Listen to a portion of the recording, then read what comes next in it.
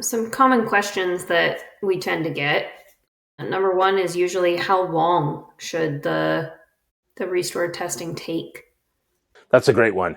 And yeah, it's like, how long is it going to take to drive from here to the next town over? Well, it depends what you're driving. Are you driving in a car or a bus or a tractor or a bicycle? It's going to be a different speed depending on how you're doing things. But here it's the how long your database is going to take to restore testing. It depends on the database size, but usually the restore time is similar to the backup time.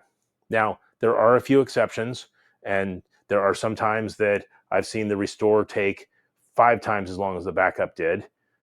Things like too many VLFs in your data file or your log files has caused problems like that. But generally, if things are running well, the restore should take a very similar amount of time, maybe within 20% of what your backup took. Another common question is what if I don't have a test server? Thanks for watching. I'm Steve, and I hope you've enjoyed this video. If you like it, please click the thumbs up icon.